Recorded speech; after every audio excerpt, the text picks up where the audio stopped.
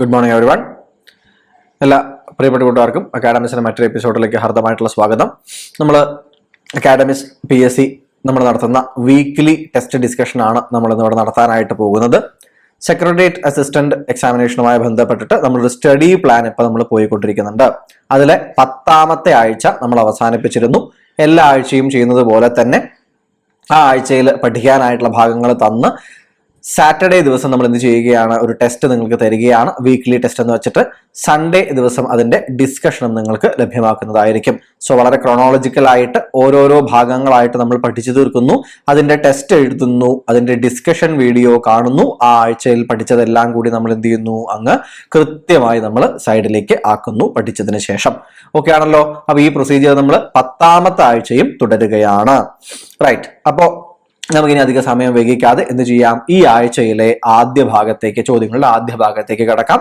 എന്റെ ആദ്യത്തെ ചോദ്യങ്ങൾ ഞാൻ ചർച്ച ചെയ്യുന്നത് 11 ചോദ്യങ്ങളായിരിക്കും. ആദ്യത്തെ 11 ചോദ്യങ്ങൾ, അതിൽ വിവിധങ്ങളായിട്ടുള്ള വിഷയങ്ങളുണ്ട്. അതിനുശേഷം എക്കണോമിക്സ്, സിവിക്സ് എന്നിവ അതുൽ നിങ്ങളോട് സംസാരിക്കുന്നതായിരിക്കും. പിന്നീട് റാഷി നിങ്ങളോട് മാത്സും മെന്റൽ എബിലിറ്റിയും ചർച്ച ചെയ്യുന്നതായിരിക്കും. ഇത്രയും ഭാഗങ്ങളാണ്. ഞാൻ ബേസിക്കലി ബാക്കിയുള്ള GK പോർഷൻസിലെ ചില ഭാഗങ്ങളാണ് പറയുന്നതായിട്ട് ഉള്ളത്. നോക്കൂ, ആദ്യ ചോദ്യത്തിലേക്ക് കടക്കാം.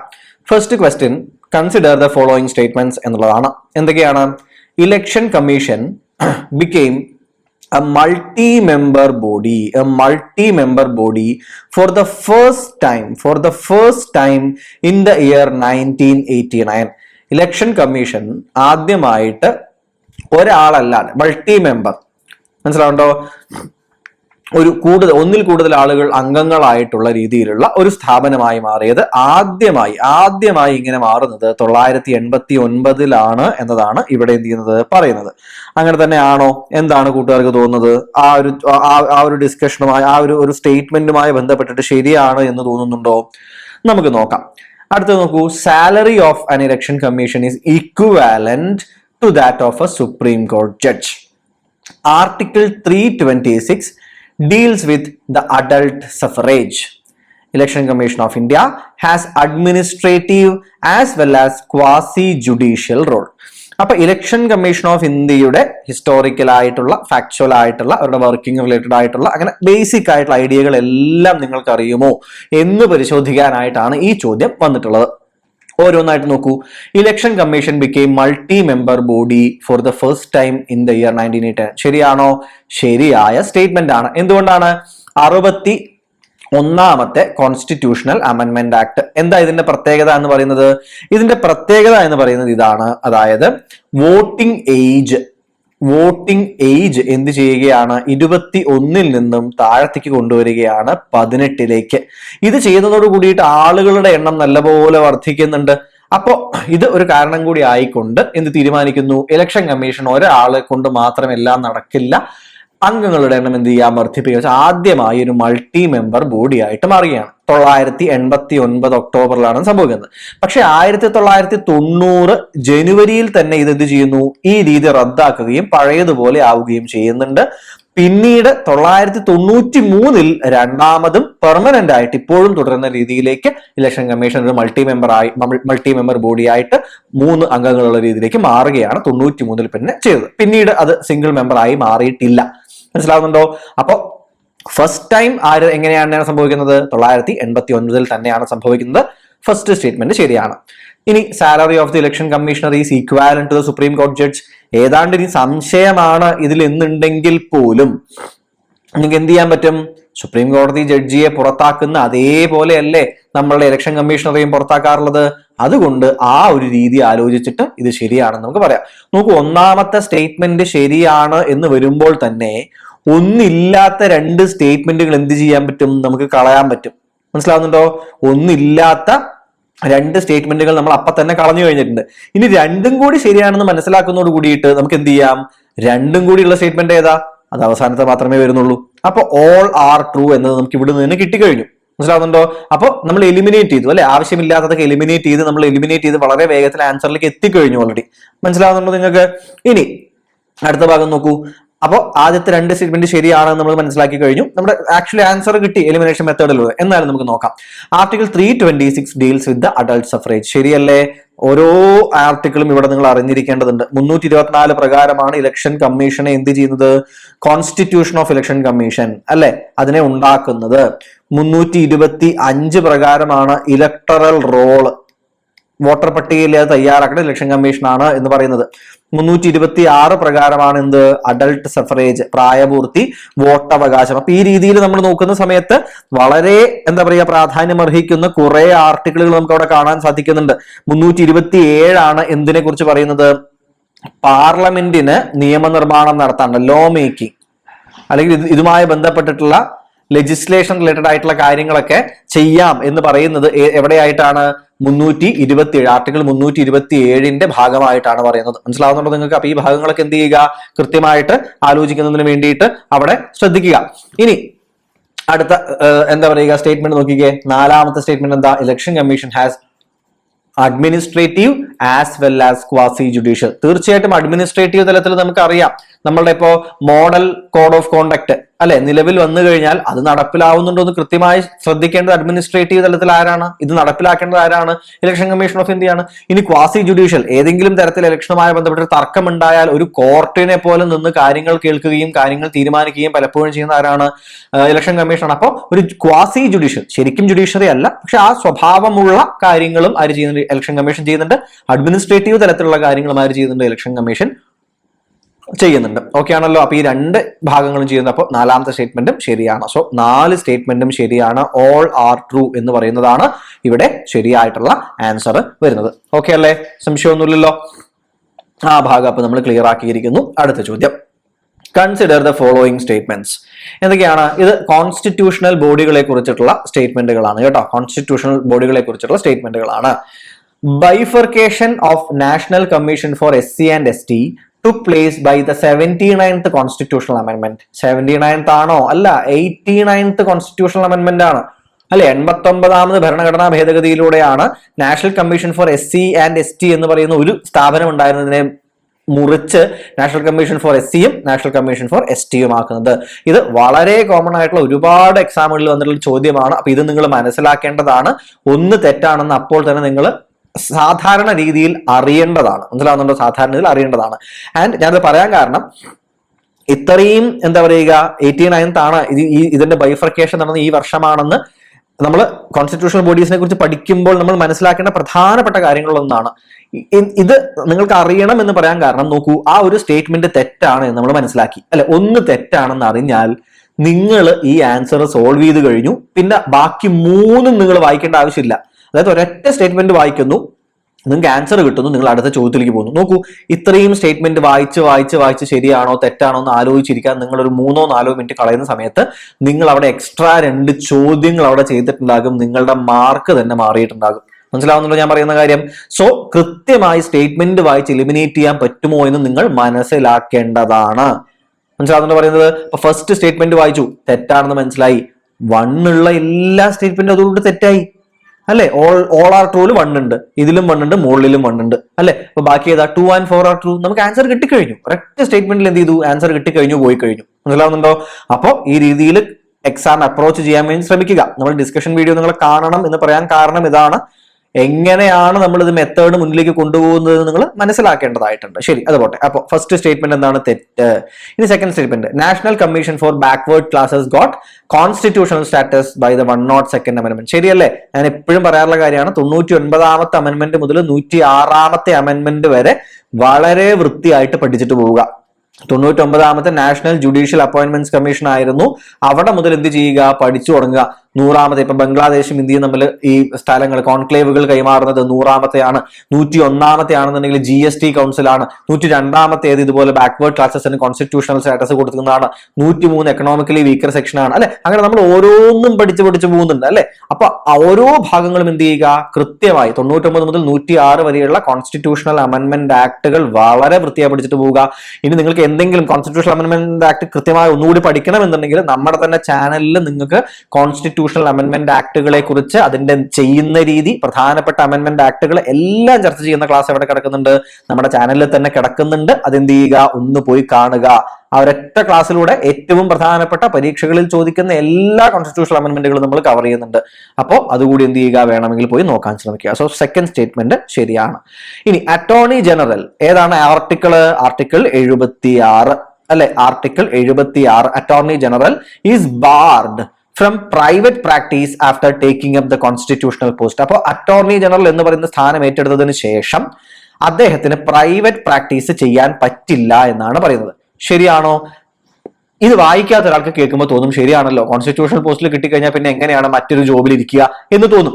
പക്ഷേ ഈ സ്റ്റേറ്റ്മെന്റ് തെറ്റാണ്. കാരണം അറ്റോർണി ജനറൽ ഒരു ഉപദേശക രൂപത്തിലാണ് ഇരിക്കുന്നത്. അതായത് ഗവൺമെന്റിന് എന്തെങ്കിലും ഒരു കോൺസ്റ്റിറ്റ്യൂഷണൽ ആയിട്ടുള്ള അല്ലെങ്കിൽ നിയമപരമായിട്ടൊരു ഉപദേശം വേണമെങ്കിൽ അതിന് പോകുന്ന ആളാണ് അറ്റോർണി ജനറൽ. അദ്ദേഹത്തിന് പ്രൈവറ്റ് പ്രാക്ടീസ് ചെയ്യാം. പക്ഷെ ചില കാര്യങ്ങളാ എന്താണ്? ഒന്ന്, ഏതെങ്കിലും ക്രിമിനൽ പ്രൊസീഡിങ്സിൽ ഇദ്ദേഹം ഹാജരാവുന്നുണ്ടെങ്കിൽ നേരത്തെ കൂട്ടിയിട്ട് എന്ത് ചെയ്യണം? പെർമിഷൻ വാങ്ങണം. മനസ്സിലാവുന്നുണ്ടോ? ഒരു ക്രിമിനൽ തലത്തിലുള്ള ഒരു കാര്യത്തിലാണ് പങ്കെടുക്കുന്നതെങ്കിൽ പെർമിഷൻ വാങ്ങണം.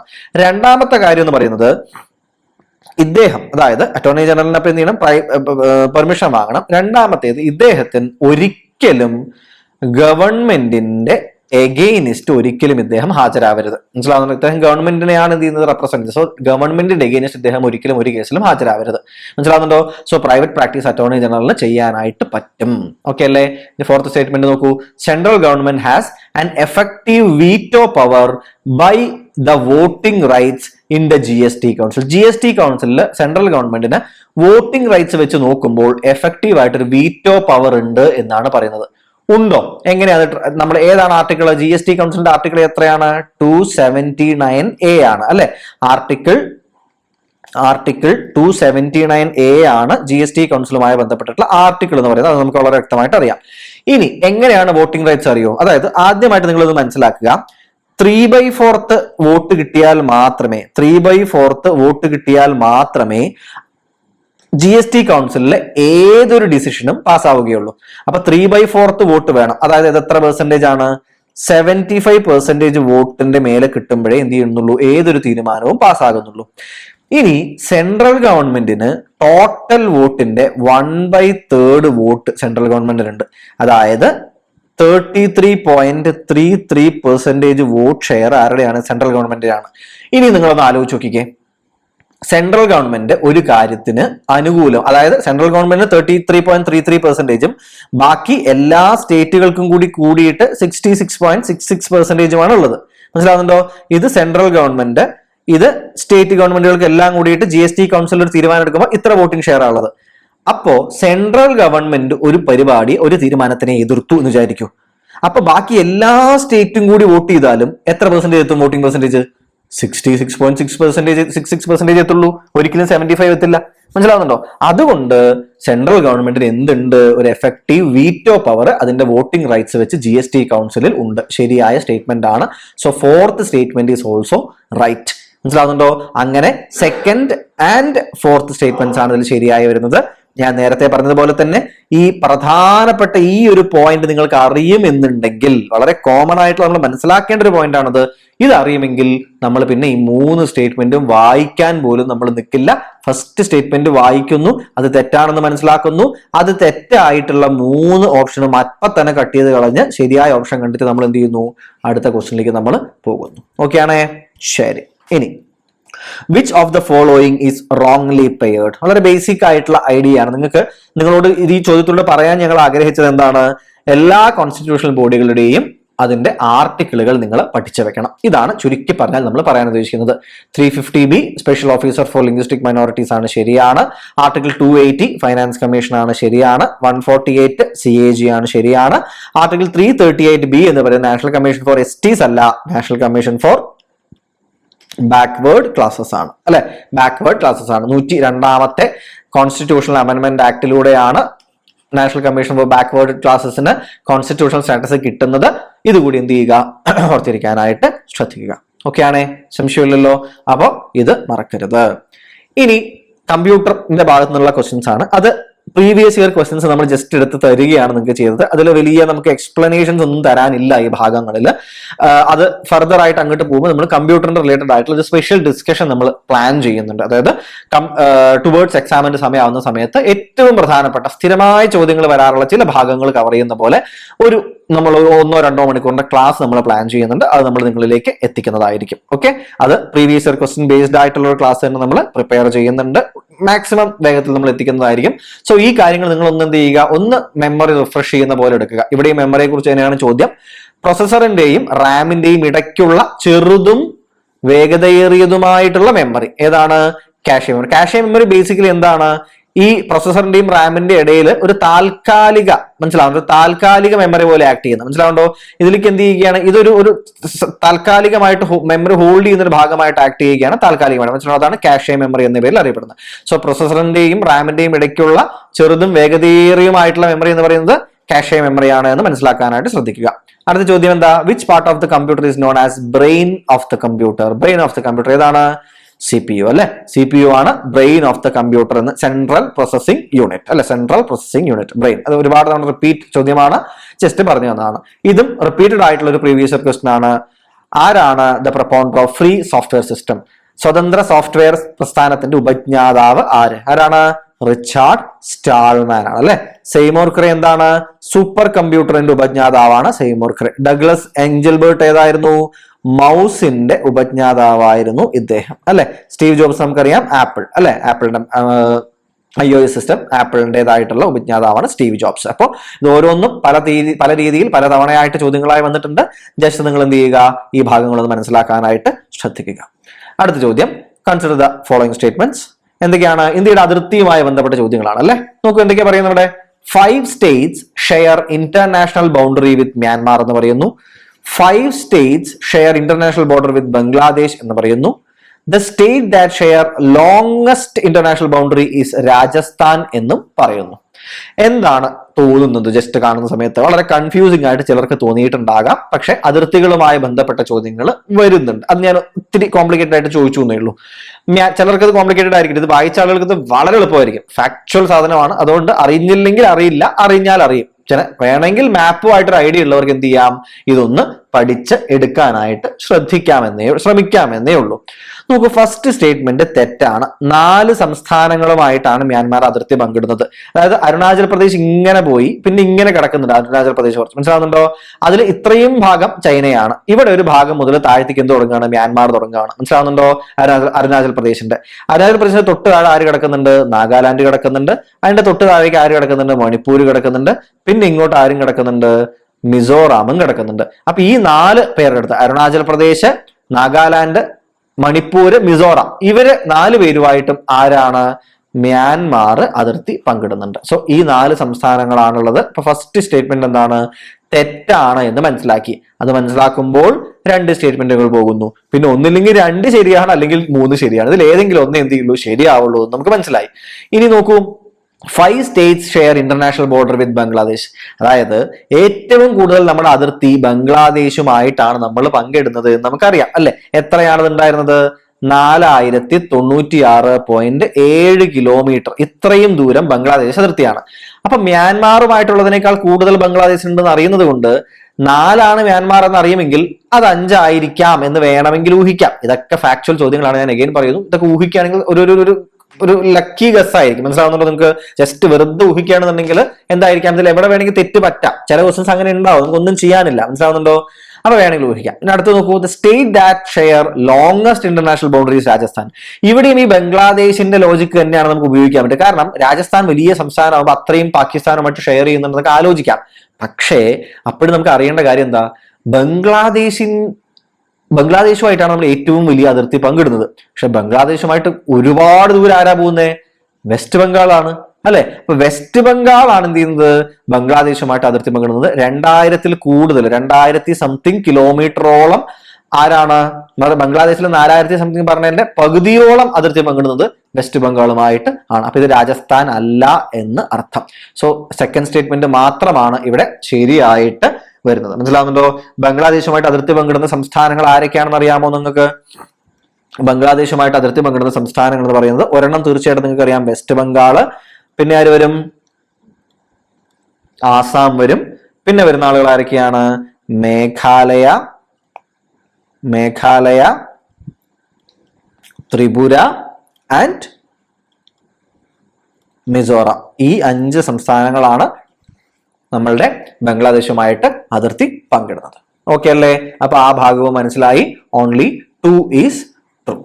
അടുത്ത statement, which of the following is an example for the plain that has new alluvial soil? പുതിയ alluvial soil അല്ലെ? നമ്മൾ പഠിക്കുന്നതല്ലേ, ഇങ്ങനെ ഹിമാലയ പർവ്വതനിരകൾ ഇങ്ങനെ കിടക്കുന്നു അല്ലെ, ഇവിടെ നിന്ന് നദികൾ എന്താണ് ഒഴുകി ഇങ്ങനെ എത്തുകയാണ്, എന്നിട്ട് അത് എന്ത് ചെയ്യും? പ്ലെയിനിലേക്ക് കടക്കും. ഇപ്പൊ ഈ ഒരു എന്താ പറയുന്നത്, ഈ ഒരു ചരിവ് നഷ്ടപ്പെടുന്നതോട് കൂടിയിട്ട് എന്ത് സംഭവിക്കുകയാണ്? ഈ വെള്ളത്തിന് ഒഴുക്കിനുള്ള ശക്തി കുറയുകയും ഈ ആദ്യം എത്തുന്ന സ്ഥലത്ത് വലിയ വലിയ പാറക്കഷ്ണങ്ങളും മറ്റു സാധനങ്ങളൊക്കെ ഈ തൊട്ടടുത്ത് തന്നെ എന്ത് ചെയ്യും? നിക്ഷേപിക്കപ്പെടും. കുറച്ചുകൂടി ചെറുത് കുറച്ചുകൂടി അപ്പുറത്തേക്ക് എത്തും. പിന്നെ കുറച്ചുകൂടി ചെറുതൊക്കെ എന്ത് ചെയ്യും? അവിടെ അങ്ങനെ നിക്ഷേപിക്കപ്പെടാനായിട്ട് തുടങ്ങും. അപ്പോൾ ഈ വന്നിറങ്ങുന്ന സ്ഥലം പാറക്കഷ്ണങ്ങൾ നിറഞ്ഞ ഒരു ഭാഗമായി മാറുന്നതോട് കൂടിയിട്ട് വേനൽക്കാലവും മറ്റും ആകുമ്പോൾ ഈ നദിയുടെ ഒഴുക്ക് കുറയുമ്പോൾ ഇതിന്റെ മുകളിൽ കൂടെ ഒഴുകില്ല, ഈ കല്ലുകളുടെ ഇടയിലൂടെ അടിയിൽ കൂടെ ആയിരിക്കും ഒഴുകുക, നദി കാണാൻ പറ്റില്ല. അതുകൊണ്ട് തന്നെ ഈ ഭാഗം അറിയപ്പെടുന്നത് ഏത് പേരിലാണ്? Zone of disappearance. എന്താണ് ഡിസപ്പിയർ ചെയ്യുന്നത്?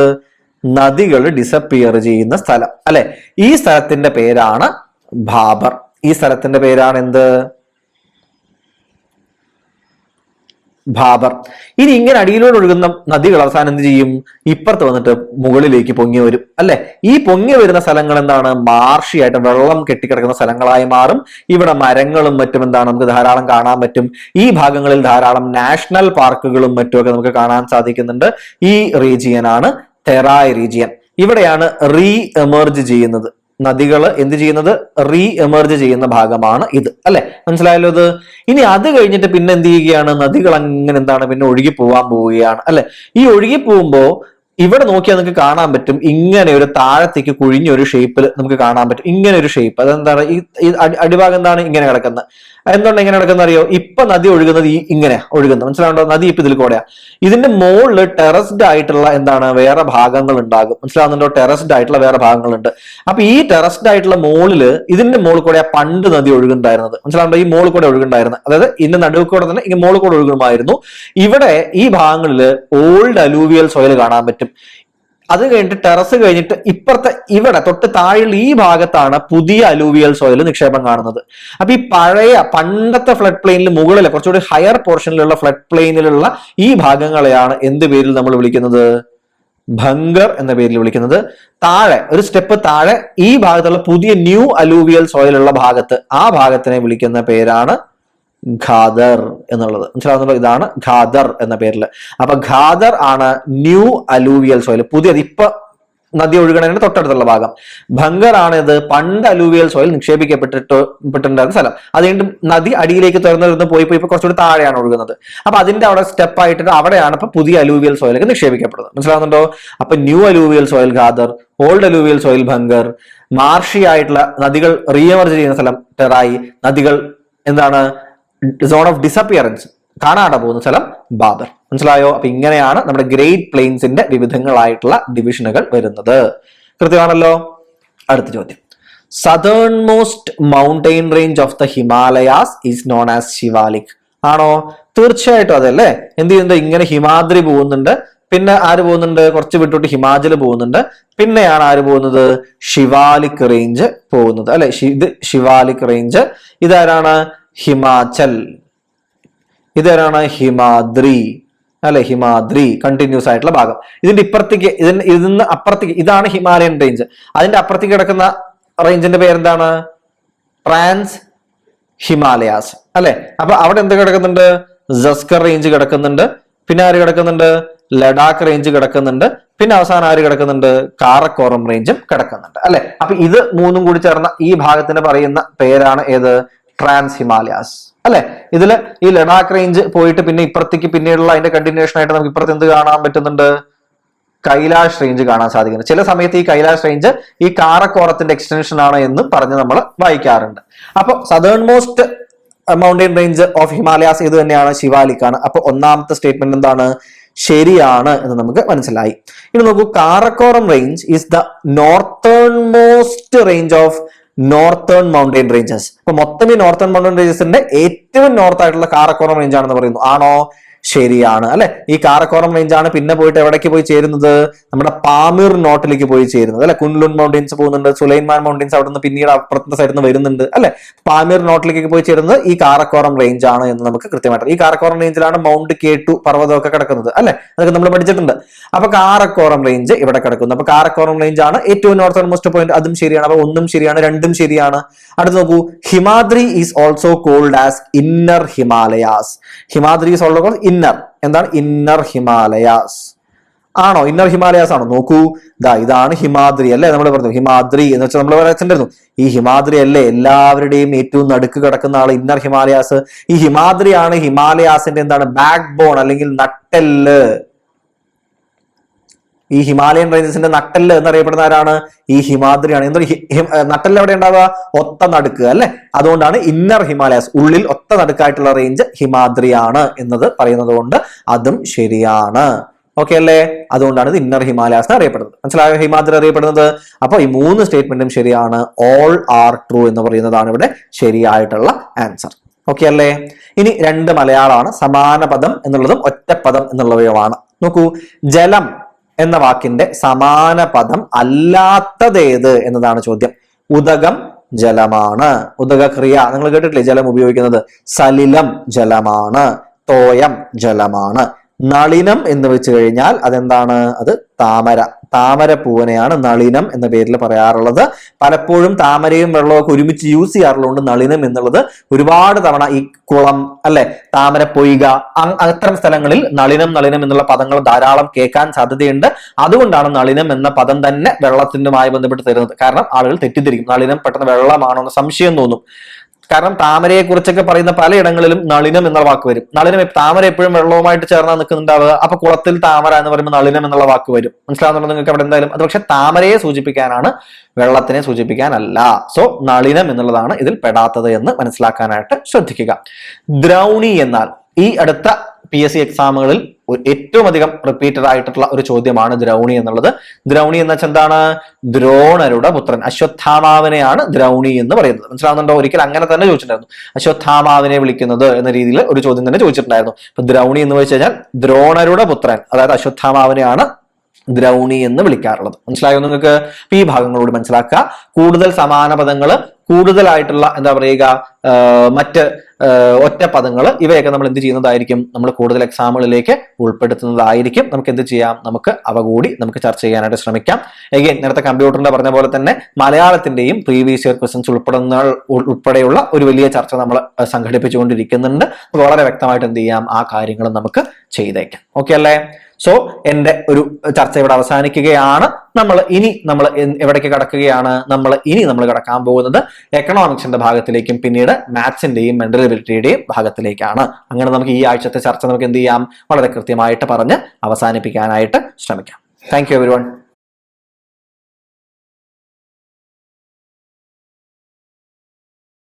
Identify the incorrect statement.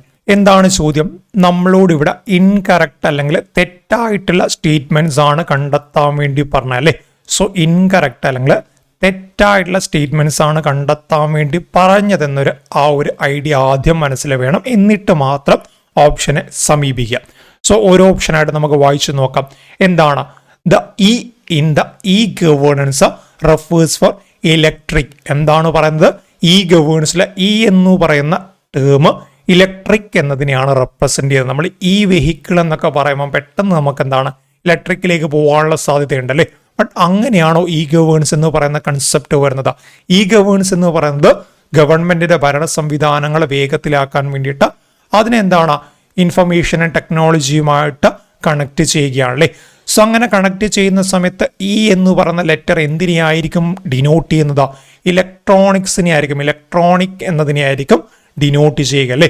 So ഈ ഗവേണൻസ് അഥവാ ഇലക്ട്രോണിക് ഗവേണൻസ് എന്നതാണ് നമുക്ക് കൃത്യമായിട്ട് പറയാൻ വേണ്ടി സാധിക്കുന്നത്. സോ ഈ ഒരു സ്റ്റേറ്റ്മെന്റ് എന്നാണ്? സ്റ്റേറ്റ്മെന്റ് തെറ്റാണ്, ഇൻകറക്റ്റ് സ്റ്റേറ്റ്മെന്റ് ആണ്. നമുക്ക് എന്താണ് വേണ്ടത്? ഇൻകറക്റ്റ് സ്റ്റേറ്റ്മെന്റ് ആണ്. സോ ഓപ്ഷൻ 1 നമ്മുടെ ഉത്തരമാണ്. ഇൻകറക്റ്റ് സ്റ്റേറ്റ്മെന്റ് ആയതുകൊണ്ട് ഓപ്ഷൻ 1 നമ്മുടെ ഉത്തരമാണ്. ഇനി ഓപ്ഷൻ 2 ഒന്ന് വായിച്ചു വെക്കേ. ഈ governance is the use of electronic technology in administration. Administration എന്ന് പറയുമ്പോൾ ഗവൺമെന്റ് എന്താണ് ഭരണപരമായുള്ള കാര്യങ്ങളിൽ ഇലക്ട്രോണിക് ടെക്നോളജി അപ്ലൈ ചെയ്ത് കഴിഞ്ഞാൽ നമുക്കതിനെ ഇ ഗവേണൻസ് വിളിക്കാൻ വേണ്ടി സാധിക്കുമല്ലോ അല്ലേ. സോ ആ ഒരു കൺസെപ്റ്റ് തന്നെയല്ലേ ഇ ഗവേണൻസ് വരുന്നത്. അതായത് ജനങ്ങൾക്ക് കുറച്ചുകൂടെ വേഗത്തിലും അതുപോലെ തന്നെ സുതാര്യമായിട്ടൊക്കെ സേവനങ്ങൾ എത്തിക്കാൻ വേണ്ടിയിട്ട് ഇൻഫർമേഷൻ ടെക്നോളജിയെ കണക്ട് ചെയ്തുകൊണ്ട് വരുന്ന ആ ഒരു പദ്ധതിയാണ്, ആ ഒരു പരിപാടിയാണ് e governance. So e governance is the use of electronic technology in administration. ഭരണപരമായുള്ള കാര്യങ്ങൾ ഇലക്ട്രോണിക് ടെക്നോളജി എന്ത് വരുന്നു, കമ്പ്യൂട്ടർ വരുന്നു, അതുപോലുള്ള മറ്റ് ഇലക്ട്രോണിക് സംവിധാനങ്ങൾ അവിടെ കടന്നു വരുന്നു. സോ നമ്മൾ പണ്ടൊക്കെ എന്താണ് ഓഫീസിൽ പോയിട്ട് ഫിസിക്കൽ പേപ്പറായിട്ട് സബ്മിറ്റ് ചെയ്ത കാര്യങ്ങൾ ഇപ്പം നമുക്ക് എന്താണ് വീട്ടിലിരുന്നു കൊണ്ട് കമ്പ്യൂട്ടർ മുഖേന അല്ലെങ്കിൽ ഫോൺ മുഖേന ഓൺലൈനായിട്ട് ചെയ്യാൻ വേണ്ടി സാധിക്കും അല്ലേ, ഇലക്ട്രോണിക് മീഡിയം മുഖേന ചെയ്യാൻ വേണ്ടി സാധിക്കും. സോ ഈ സ്റ്റേറ്റ്മെൻറ്റ് ശരിയാണ്. ഓക്കെ, ഈ ഒരു സ്റ്റേറ്റ്മെൻറ്റ് ശരിയാണ്. സോ നമുക്ക് ഇൻകറക്റ്റ് സ്റ്റേറ്റ്മെൻറ്റ്സ് കണ്ടുപിടിക്കേണ്ടത് കൊണ്ട് നമ്മുടെ ഉത്തരമല്ല. ഇനി മൂന്നാമത്തെ വായിച്ചു വയ്ക്കുക. Using e governance people will receive service with the help of information technology.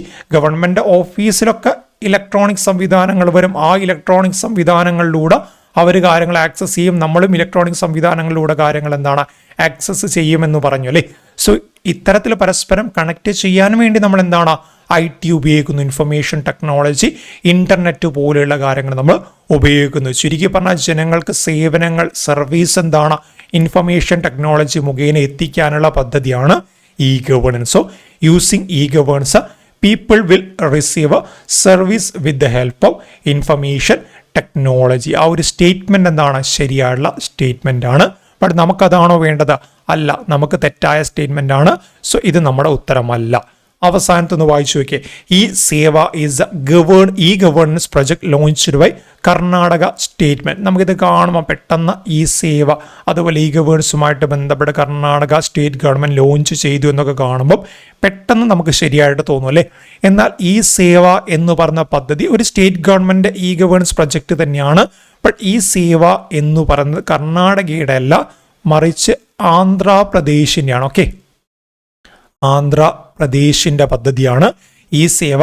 ഇനി കർണാടകയുടെ ആണെങ്കിൽ ഈ ഭൂമി എന്ന് പറയുന്ന പദ്ധതിയാണ് കർണാടകയുടെ ഇ ഗവേണൻസ് പദ്ധതി. സോ ആ രീതിയിൽ ഓർത്തു വയ്ക്കണം. ഈ സേവ എന്ന് പറയുന്ന ഇ ഗവേണൻസ് പ്രൊജക്റ്റ് ആന്ധ്രാപ്രദേശിൻ്റെയും എന്നാൽ കർണാടകയിലേക്ക് വരുമ്പോൾ അതെന്താണ് ഈ ഭൂമിയുമാണ് നമുക്ക് പറയാൻ വേണ്ടി സാധിക്കുന്നത്.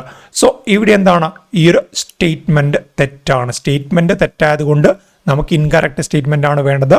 സോ ഇതെന്താണ് നമ്മുടെ ഉത്തരം ശരിയാണ്. സ്റ്റേറ്റ്മെൻറ്റ് തെറ്റാണ്, പക്ഷെ നമുക്കെന്താണ് നമുക്ക് ഉത്തരം ശരിയാണ്. സോ ഇതിൽ നിന്ന് കണ്ടെത്തുമ്പോൾ എന്താണ് 2 ശരി വരുന്നുണ്ട്, അതായത് 2 ഇൻകറക്റ്റ് സ്റ്റേറ്റ്മെൻറ്റ് ഇവിടെ വരുന്നുണ്ട് അല്ലേ. സോ ഏതൊക്കെയാണ്? 1ഉം 4ഉം ഇൻകറക്റ്റ് ആണെന്ന് പറയാൻ വേണ്ടി സാധിക്കും.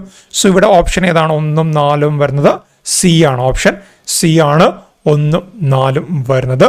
ഉത്തരം സി ഓൺലി 1, 4 ആണ് ഇവിടെ ഇൻകറക്റ്റ് സ്റ്റേറ്റ്മെന്റ് എന്ന രീതിയിൽ നമുക്ക് പറയാൻ വേണ്ടി സാധിക്കുന്നത്. ഓക്കെ, ഇനി ഓരോ സ്റ്റേറ്റ്മെന്റ് ആക്കി നോക്കിയാൽ നമ്മൾ the e in the e governance refers to electric എല്ലാം മറിച്ച് ഇലക്ട്രോണിക് ആണ്. ഇതാണ് അവർ തെറ്റായിട്ട് കൊടുത്തത് ആ ഒരു സ്റ്റേറ്റ്മെന്റ്. രണ്ടാമത്തെ എന്താണ്? രണ്ടാമത്തെ മൂന്നാമത്തെ ശരിയാണ്, പ്രത്യേകിച്ച് വായിക്കേണ്ട.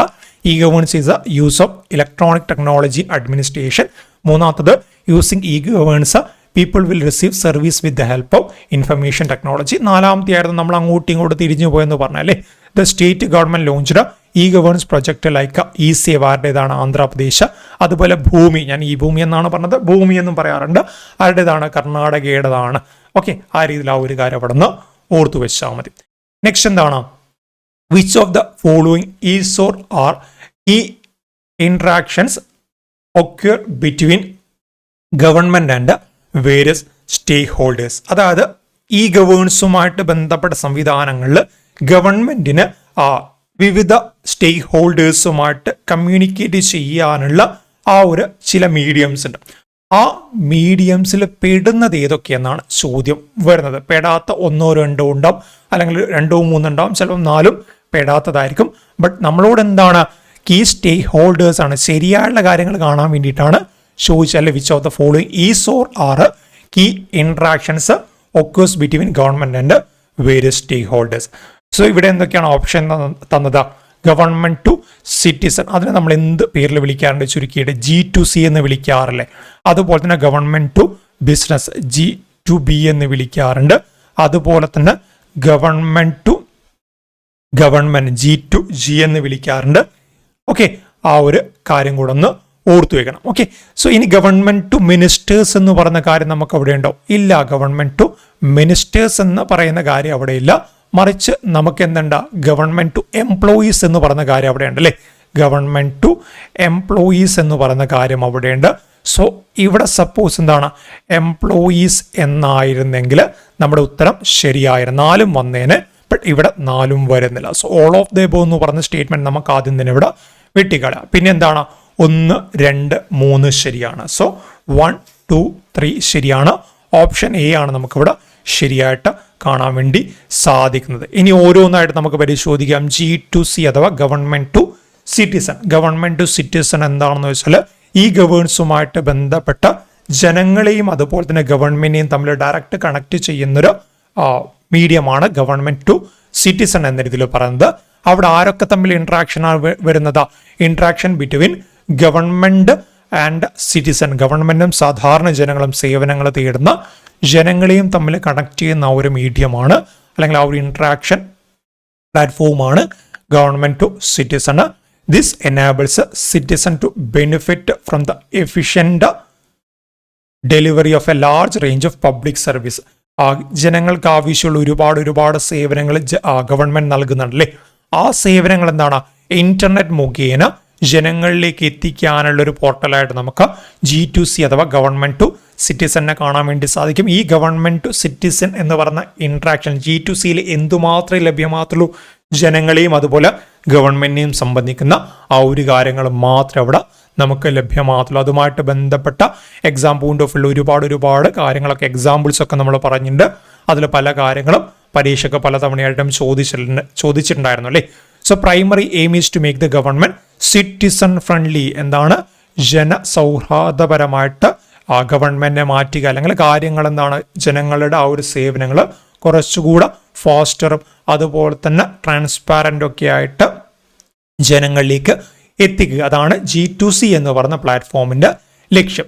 ഇനി G2G ഗവൺമെന്റ് ടു ഗവൺമെന്റ്, അതായത് ഗവൺമെന്റ് തന്നെ ഒരുപാട് ഡിപ്പാർട്ട്മെന്റ്സ് വരുന്നുണ്ട് അല്ലേ. അതുപോലെ തന്നെ സ്റ്റേറ്റ് ഗവൺമെന്റ് അന്യൂനം വരാറുണ്ട്. അതുപോലെ യൂണിയൻ ഗവൺമെന്റും സ്റ്റേറ്റ് ഗവൺമെന്റും തമ്മിൽ ഒരുപാട് പദ്ധതിയും കാര്യങ്ങളൊക്കെ വരാറുണ്ട്.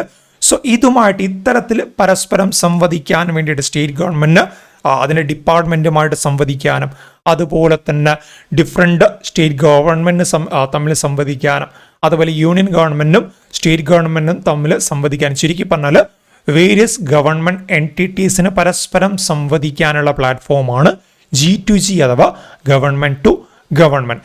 Enables seamless interaction between various government entities. ഇവിടെ എന്താണ്?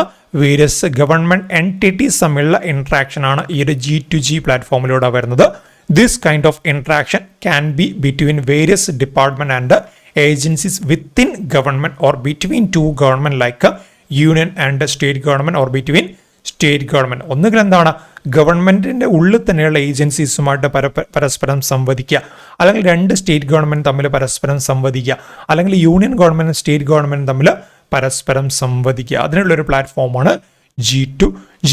The primary aim is to increase efficiency performance and output. Government ഡിപ്പാർട്ട്മെന്റ്സിന്റെ അല്ലെങ്കിൽ ഗവൺമെന്റ്സ് തമ്മിലുള്ള യൂണിയൻ ഗവൺമെന്റ് സ്റ്റേറ്റ് ഗവൺമെന്റ് തമ്മിലുള്ള എഫിഷ്യൻസിയും പെർഫോമൻസും ഔട്ട്പുട്ടും എന്താണ്?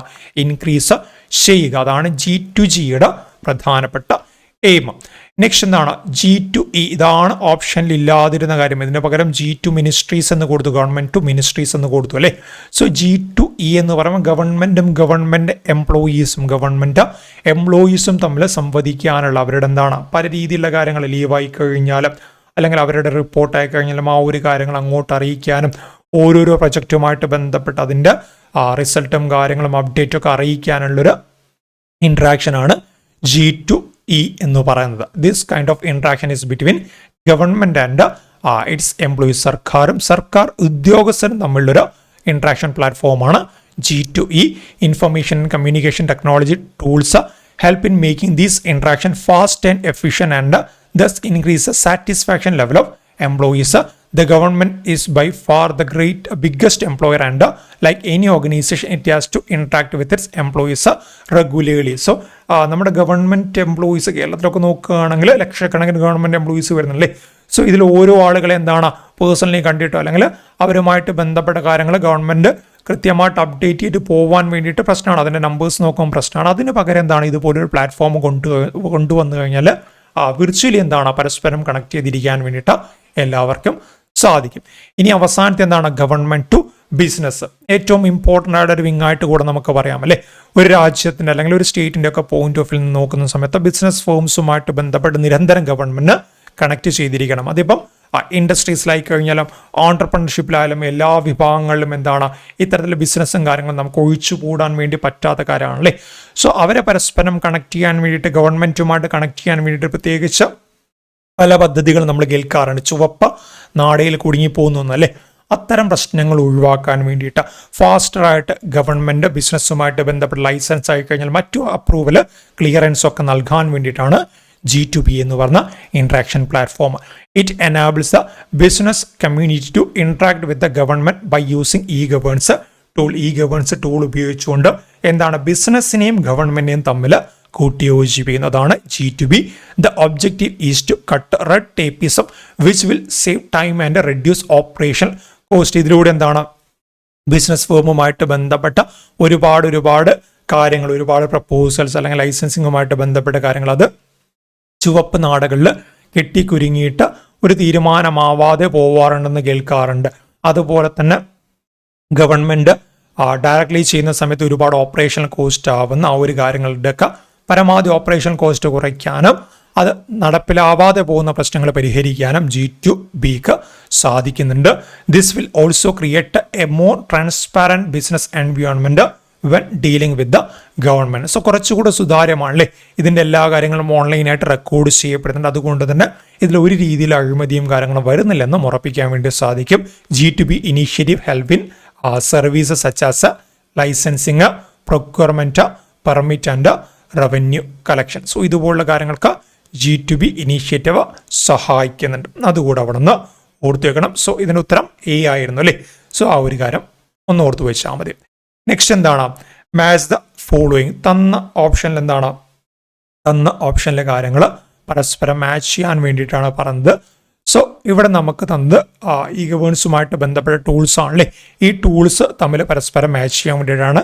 സോ ആദ്യം സേവന എന്ന് പറഞ്ഞ ടൂൾ നമ്മൾ എവിടെയാണ് കേട്ടിട്ടുള്ളത്? സേവന എന്ന് പറഞ്ഞ ടൂൾ മെയിനായിട്ട് നമ്മൾ ഉപയോഗിക്കുന്നത് ജനന മരണ വിവാഹ രജിസ്ട്രേഷൻ നടത്താനും അതുപോലെ അതിൻ്റെ സർട്ടിഫിക്കറ്റ് നൽകാനൊക്കെയുള്ള, അതായത് അത് നടത്തുന്നതിനും അതിൻ്റെ സർട്ടിഫിക്കറ്റ് നൽകുന്നതിനുള്ള ഒരു പാക്കേജ് ആയിട്ടാണ് സേവനയെ നമ്മൾ കാണുന്നത് അല്ലേ. സോ എന്താണ് സേവനത്? ഈ തന്ന ഓപ്ഷനിൽ സേവന 4ാമത്തെ ഓപ്ഷനായിട്ട് കണക്ട് ചെയ്യാൻ വേണ്ടി സാധിക്കും. സോ സേവന എന്ന് പറയുന്ന പോർട്ടൽ എന്താണ് ജനന മരണ വിവാഹ രജിസ്ട്രേഷനുകൾ നടത്താനും അതിന് സർട്ടിഫിക്കറ്റ് നൽകാനുള്ള ഒരു ഓൺലൈൻ സംവിധാനമായിട്ട് നമുക്ക് സേവനയെ കാണാം.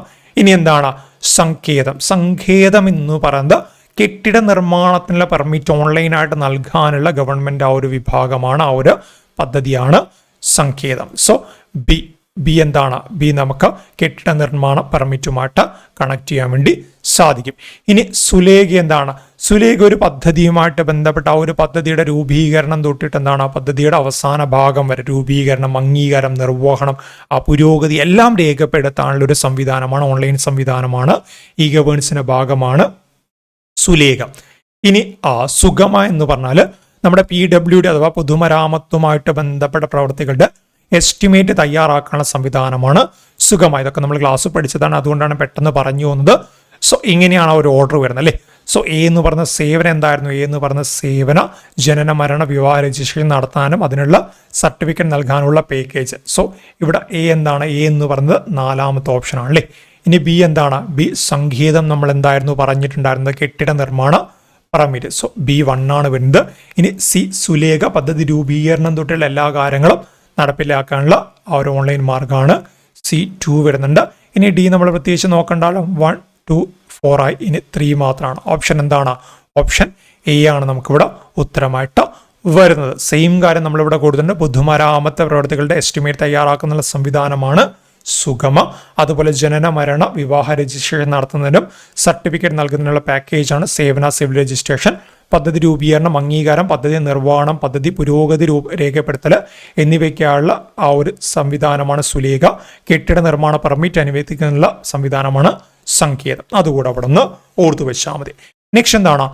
Which of the following is or are rights included in the universal declaration of human right? എന്താണ് യൂണിവേഴ്സൽ ഡിക്ലറേഷൻ ഓഫ് ഹ്യൂമൻ റൈറ്റുമായിട്ട് ബന്ധപ്പെട്ട താഴെ പറയുന്ന എന്തൊക്കെ കാര്യങ്ങളാണ്? ഇതിൻ്റെ ആൻസർ ആ ഒരു ക്വസ്റ്റ്യനുമായിട്ട് ബന്ധപ്പെട്ട കാര്യങ്ങൾ ഞാൻ തൽക്കാലം വിട്ടുപോയിട്ടുണ്ട്. ആ ഒരു ചോദ്യം ഞാൻ ഉത്തരം ഇവിടെ മാർക്ക് ചെയ്തിട്ടാണ് തന്നത്. ചോദ്യത്തിൻ്റെ കാര്യങ്ങൾ വിട്ടുപോയിട്ട് കുഴപ്പമില്ല, നിങ്ങളൊന്ന് ജസ്റ്റ് ഒന്ന് ഓർത്ത് വെച്ചാൽ മതി. കാര്യം എന്തൊക്കെ വരുന്നുണ്ട്? Right to live, right to freedom, right to freedom of association, right to human right. ഈ 4 കാര്യങ്ങളും എവിടെയുണ്ട് അല്ലേ?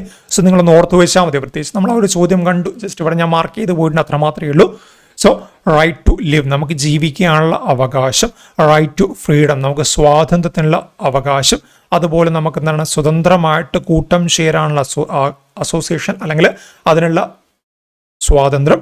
ഹ്യൂമൻ റൈറ്റ്, മനുഷ്യാവകാശവുമായിട്ട് ബന്ധപ്പെട്ട അവകാശങ്ങൾ. സോ ഈ 4 കാര്യങ്ങളും യൂണിവേഴ്സൽ ഡിക്ലറേഷൻ ഓഫ് ഹ്യൂമൻ റൈറ്റിൽ പ്രതിപാദിക്കുന്ന കാര്യങ്ങളാണ്.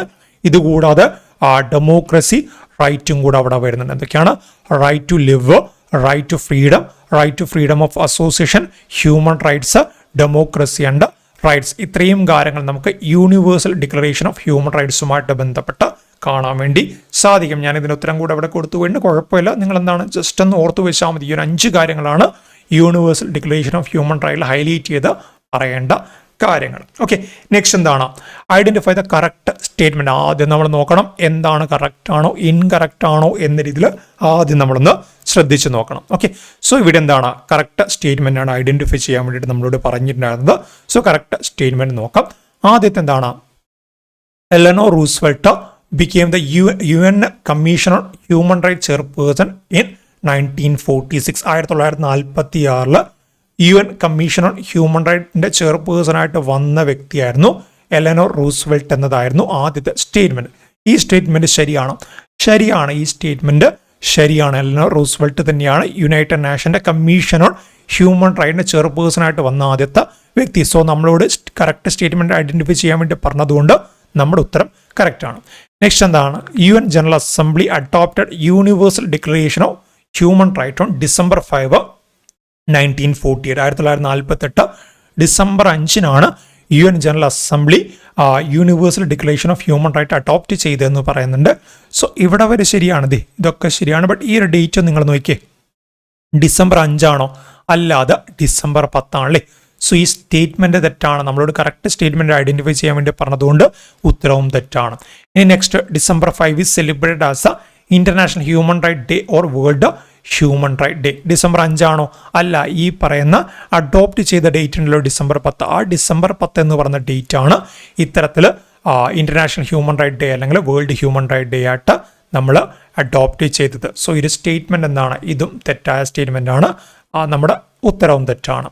ഇനി എന്താണ്? The declaration of human right consist 30 article. Okay, 30ഓളം ആർട്ടിക്കിൾ ഉണ്ടെന്നാണ് പറയുന്നത്. കറക്റ്റാണ്.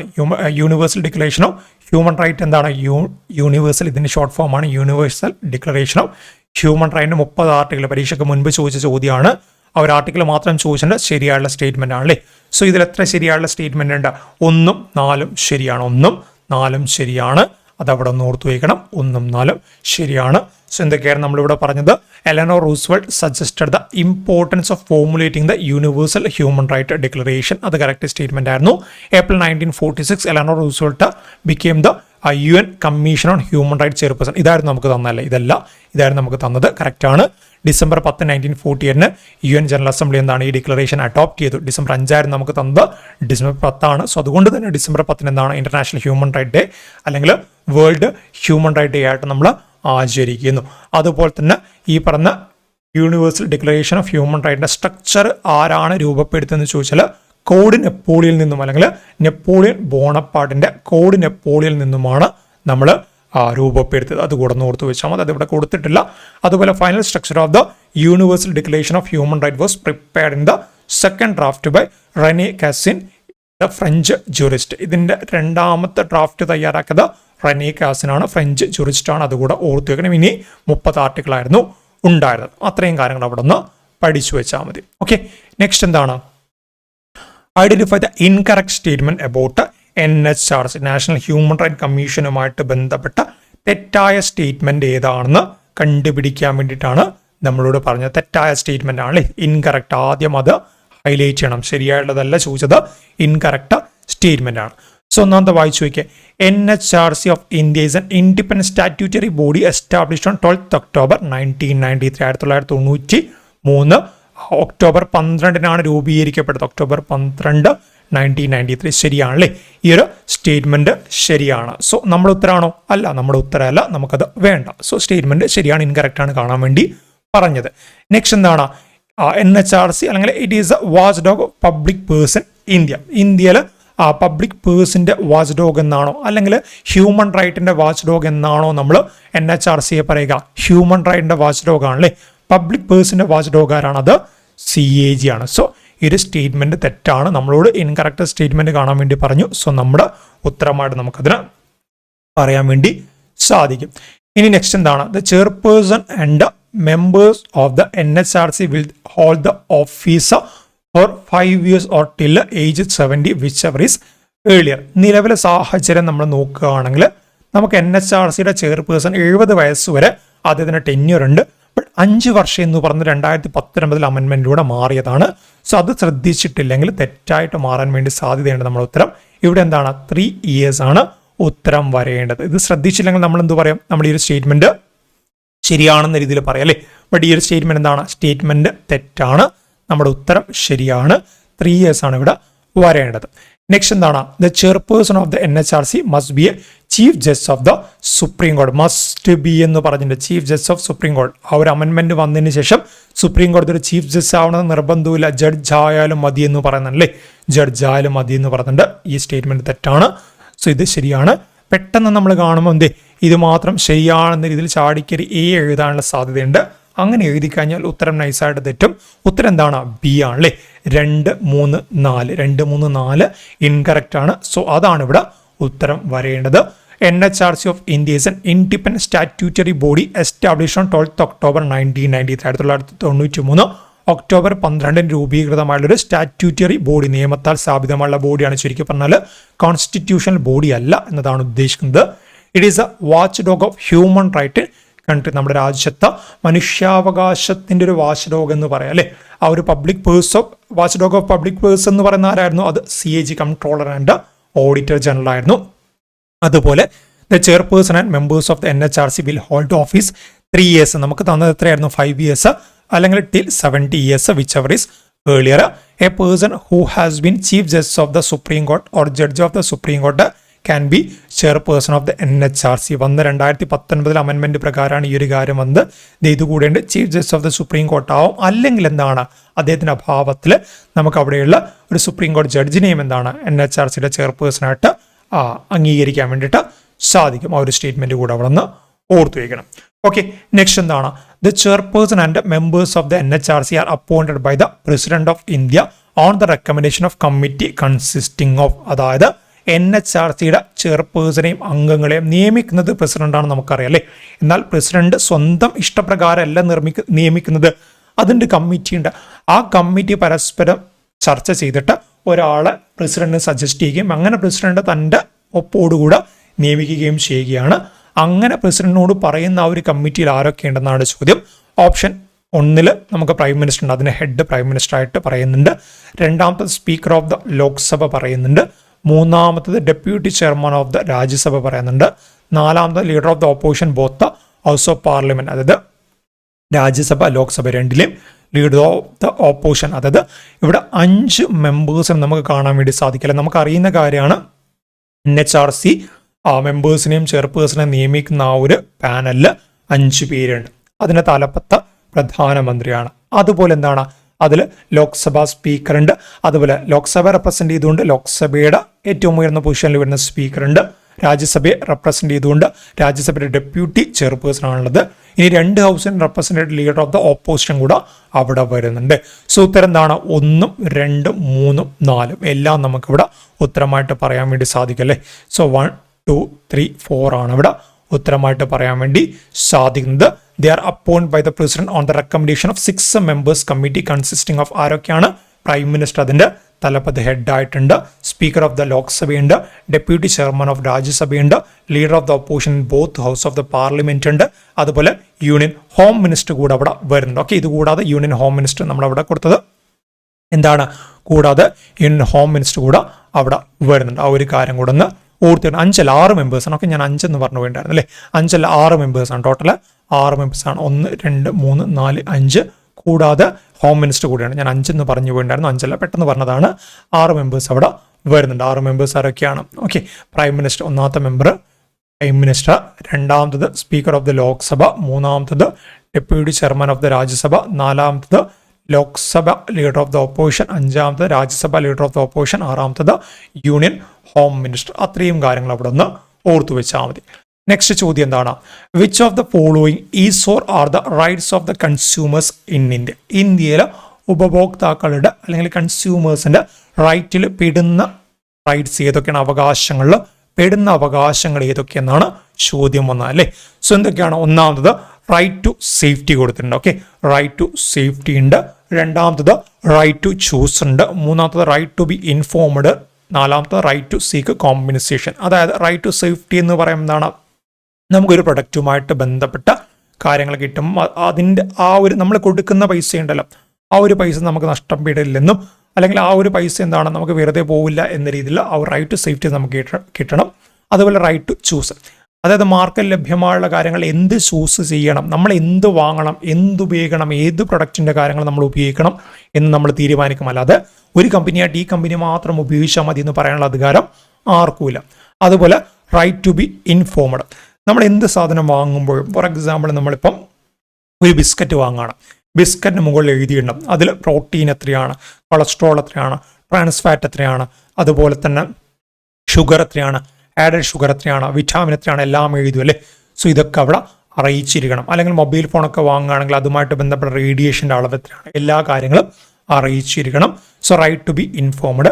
അതുപോലെ റൈറ്റ് ടു സീക്ക് കോമ്പൻസേഷൻ, ഏതെങ്കിലും രീതിയിൽ നമ്മൾ പറ്റിക്കപ്പെട്ടു എന്ന് തോന്നിക്കഴിഞ്ഞാൽ അവരെന്താണ് നമ്മുടെ റൈറ്റ് സേഫ്റ്റിയുമായിട്ട് ബന്ധപ്പെട്ട കാര്യങ്ങളൊക്കെ വയലേറ്റ് ചെയ്യപ്പെട്ടു എന്ന് നമുക്ക് തോന്നിക്കഴിഞ്ഞാൽ നമുക്കതിനാവശ്യമുള്ള കോമ്പൻസേഷൻ വാങ്ങാനുള്ള അധികാരവും വരുന്നുണ്ട്. സോ ഇത്രയും റൈറ്റ്സ് നമുക്കുണ്ടല്ലേ. സോ ഇവിടെ ഉത്തരം എന്താണ്? 4 നമ്മുടെ റൈറ്റ്സ് ആയിട്ട് നമുക്ക് പറയാൻ വേണ്ടി സാധിക്കും. എന്തൊക്കെയാണ്? Right to safety. Before buying a consumer can insist on the quality and guarantee of the good, they should ideally purchase a certified product like ISI or AGMARK. അതായത് നമ്മൾ പറഞ്ഞതുപോലെ തന്നെ നമ്മൾ കൊടുക്കുന്ന പൈസക്കുള്ള സാധനം നമുക്ക് കിട്ടണം അല്ലേ. അല്ലെങ്കിൽ നമ്മുടെ പൈസ എന്താണ് നഷ്ടമായതുപോലെയാവും. അത്തരത്തിൽ നമ്മുടെ പൈസക്ക് ഒരു സേഫ്റ്റി വേണം. അതിനെന്ത് വേണം? ക്വാളിറ്റി പ്രൊഡക്റ്റ് അല്ലെങ്കിൽ ഗ്യാരണ്ടീഡ് പ്രൊഡക്റ്റ് നമുക്ക് കിട്ടണം. അതിന് പല മാർക്കുണ്ട്, അഗ്മാർക്ക്, ISI മാർക്ക്, ചില സ്വർണ്ണമൊക്കെ ആണെങ്കിൽ BIS ഹോൾ മാർക്ക് എന്നൊക്കെ പറയാനല്ലേ. അതിന് സ്റ്റാൻഡേർഡ് അതോറിറ്റി നൽകുന്ന ഒരു സ്റ്റാൻഡേർഡ് റെക്കഗ്നീഷൻ ഉണ്ട്. അത് നോക്കിയിട്ട് വാങ്ങണം, അല്ലെങ്കിൽ അത്തരത്തിലുള്ള പ്രൊഡക്റ്റ് വാങ്ങാനുള്ള ആ ഒരു രീതിയിൽ നമ്മൾ പോയി കഴിഞ്ഞാൽ കുറേ കൂടെ സേഫായിട്ട് നമുക്ക് പർച്ചേസ് ചെയ്യാൻ വേണ്ടി സാധിക്കും. അത് നമ്മുടെ അവകാശമാണ് സേഫായിട്ട് പർച്ചേസ് ചെയ്യുന്നത്. രണ്ടാമത്തത് റൈറ്റ് ടു ചൂസ് ആണ്. റൈറ്റ് ടു ചൂസ് എന്ന് പറയുന്നതാണ് consumer should have the right to choose from variety of goods and competitive price. അല്ലാതെ ബിസ്ക്കറ്റിൻ്റെ ഒരൊറ്റ കമ്പനി ബിസ്ക്കറ്റ് മാത്രം വെച്ചിട്ട് ഇത് മാത്രം നിങ്ങൾ വാങ്ങിയാൽ മതി എന്ന് പറയാനുള്ള ഒരു രീതിയിലുള്ള അധികാരങ്ങൾ ആർക്ക് വരുന്നില്ല? ആ ഒരു കച്ചവടക്കാർക്ക് വരുന്നില്ല. റൈറ്റ് ടു ചൂസ്, അത് എന്ത് ചൂസ് ചെയ്യണമെന്ന് നമ്മുടേതാണ്. ആ ഒരു ചൂസ് ചെയ്യാനുള്ള പ്രൊഡക്റ്റ് മാർക്കറ്റ് ലഭ്യമാണ്. മൊണോപ്പൊളി, നമുക്ക് ഈ പറയുന്ന ഭക്ഷ്യവസ്തുക്കളൊന്നും മൊണോപ്പൊളി വളരെ കുറവാണ് അല്ലേ. സോ അതുകൊണ്ട് പ്രശ്നമില്ല, ഒരുപാട് അവൈലബിലിറ്റി ഉണ്ടാവും. അതിൽ നമുക്ക് ആവശ്യമുള്ള നമ്മുടെ വിലയ്ക്ക് പറ്റിയ സാധനങ്ങൾ നമുക്ക് വാങ്ങാം. അതുപോലെ right to be informed, the buyers should be informed with all the necessary details of the product, make her or him act wise and change the buying decision. അതായത് ആ ഒരു പ്രൊഡക്റ്റുമായിട്ട് ബന്ധപ്പെട്ട് നമ്മൾ വാങ്ങാൻ വേണ്ടി ഉദ്ദേശിക്കുന്ന പ്രൊഡക്റ്റുമായിട്ട് ബന്ധപ്പെട്ട് നമുക്ക് താല്പര്യമില്ലാത്ത എന്തെങ്കിലും ഇൻഗ്രീഡിയൻ്റ് അതിലുണ്ടെങ്കിൽ നമുക്ക് വാങ്ങാതിരിക്കണം അല്ലേ. സോ അതിന് എന്തൊക്കെയാണ് ഇൻഗ്രീഡിയൻ്റ് എന്ന് ആദ്യം അറിയിക്കണം. അതുപോലെ റൈറ്റ് ടു സീക്ക് കോമ്പൻസേഷൻ, നമ്മൾ ഏതെങ്കിലും രീതിയിൽ പറ്റിക്കപ്പെട്ടു എന്ന് തോന്നിക്കഴിഞ്ഞാൽ അതുമായിട്ട് ബന്ധപ്പെട്ട കോമ്പൻസേഷൻ, നഷ്ടപരിഹാരം നേടാനുള്ള അവകാശം നമുക്ക് വരുന്നുണ്ട്. So defines that the consumer has a right to seek redress against unfair and inhuman practice or exploitation of the consumer. നമുക്കിപ്പോൾ ഒരു പ്രൊഡക്റ്റ് തന്നു, ഫോർ എക്സാമ്പിൾ ഒരു കാർ നമുക്ക് തന്നു, കാറ് വന്നിട്ട് 2 ദിവസം കഴിഞ്ഞ് ഉടനെ തന്നെ കാറ് മൊത്തത്തിൽ കംപ്ലൈൻറ്റ് ആയി. നമ്മൾ ഒന്ന് സർവീസ് സെൻറ്റർ കാണിച്ച സമയത്ത് അവർ പറയുകയാണ് ഈ ഒരു കാർ എന്ന് പറഞ്ഞ ഒരു 10 വർഷം മുന്നേയുള്ള കാറാണ്, അല്ലെങ്കിൽ ആ രീതിയിൽ എഞ്ചിനാണ്, അല്ലെങ്കിൽ എന്തെങ്കിലും രീതിയിലുള്ള ആക്സിഡൻറ്റ് ഡാമേജ് ഒക്കെ സംഭവിച്ച കാറാണെന്ന് പറഞ്ഞിട്ട് നമുക്ക് സർവീസ് സെൻറ്റർ പറഞ്ഞാൽ നമുക്ക് എന്ത് ചെയ്യാം? നമ്മളെ കമ്പനി പറ്റിച്ചാണല്ലേ, നമ്മുടെ ഭാഗത്തു നിന്നല്ല മിസ്റ്റേക്ക് വന്നത്, അവരുടെ ഭാഗത്തു നിന്നാണ്, അവർ ശ്രദ്ധിക്കാതെ നമുക്ക് ഡെലിവറി ചെയ്തതാണ്, അല്ലെങ്കിൽ മനഃപൂർവ്വം ഡെലിവറി ചെയ്തതാണ്. അപ്പോൾ നമുക്ക് എന്താണ്, പുതുതായിട്ടൊരു വണ്ടിയും ചിലപ്പോൾ തരേണ്ടതായിട്ട് വരും, അതെന്തായാലും തരേണ്ടതായിട്ട് വരും. കൺസ്യൂമർ പ്രൊട്ടക്ഷനുമായിട്ട് ബന്ധപ്പെട്ട് പുതുതായിട്ട് വണ്ടി തരേണ്ടതായിട്ട് വരും. അതുപോലെ ആ ഒരു വണ്ടിയുമായിട്ട് ബന്ധപ്പെട്ട് നമുക്ക് എന്തൊക്കെ ചിലവ് വന്നിട്ടുണ്ടോ, സർവീസ് സെൻറ്ററുമായിട്ട് ബന്ധപ്പെട്ട് നമുക്ക് അവിടെ ചിലവ് വന്നിട്ടുണ്ടെങ്കിൽ, അല്ലെങ്കിൽ മറ്റേതെങ്കിലും രീതിയിൽ നമുക്ക് ഇതുമായിട്ട് ബന്ധപ്പെട്ട് ടോ ചെയ്ത് പോകാനുള്ള ചിലവൊക്കെ വന്നിട്ടുണ്ട്, അതൊക്കെ ആര് തരേണ്ടി വരും? കമ്പനി തരേണ്ടതായിട്ട് വരും. അതുകൊണ്ട് തന്നെ ഇങ്ങനെയുള്ള പ്രശ്നങ്ങളൊക്കെ ഉള്ളതുകൊണ്ട് പരമാവധി കമ്പനികൾ എന്താണ് ഇത്തരത്തിലുള്ള കാര്യങ്ങൾ ചെയ്യാതിരിക്കും. എന്നാലും ചെയ്യുന്ന ഒരുപാട് ആളുകളുണ്ട്, അത് നമുക്ക് തടയാനൊന്നും പറ്റത്തില്ല. സോ അതിന് നമുക്ക് ചെയ്യാൻ വേണ്ടി പറ്റുന്ന കാര്യം എന്താണ്? കൺസ്യൂമർ കോർട്ട് മുഖേന കംപ്ലൈൻറ്റ് ഫയൽ ചെയ്യുക. ഓക്കെ, ആ ഒരു കാര്യം കൂടെ ഒന്ന് ഓർത്തു വയ്ക്കുക.